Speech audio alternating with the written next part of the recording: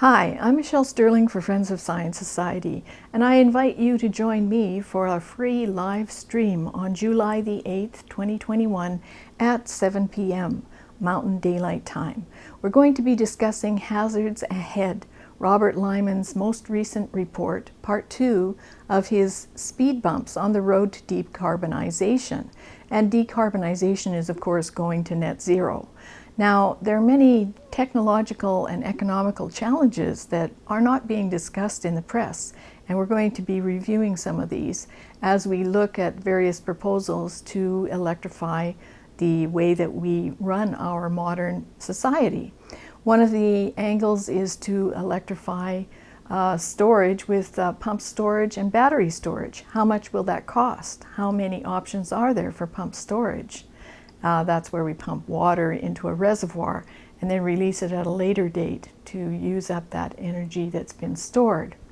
How about the light vehicle duty fleet? Can that be electrified?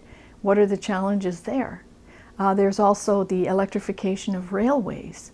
Now imagine, that's a huge task. Think of all the rail lines across North America that would have to have special wiring put in to electrify the railway. And we'll discuss that. And how about residential heating and cooling? That's another angle that is being pursued. Again, lots of problems there, lots of challenges, lots of costs. So along with this, there's another problem that has to be addressed, and that's the feasibility of finding enough mineral resources in this short period of time to create all of these new devices and electrified units that are being proposed.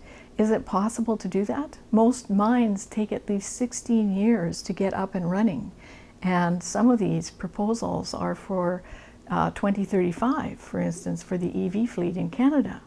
So there's a lot of challenges there, but one of the greater ones, I think, in Hazards Ahead, something that no one is talking about, is what if we electrify all these aspects of our modern society?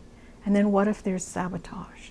Or what if there's a natural event like a coronal mass ejection, which can actually fry transformers, you know, the big transformers for the electrical system. They can be fried in seconds, and they're very difficult to replace. So that might mean we would be facing national blackouts. So these are some of the considerations we'll be discussing in the live stream on July the 8th at 7 p.m. Mountain Daylight Time.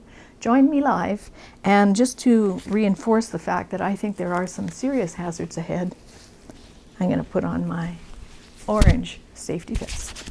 Join me for Hazards Ahead, July the 8th at 7 p.m. Mountain Daylight Time. Free live stream on our YouTube channel. Thank you. For Friends of Science Society, I'm Michelle Stirling.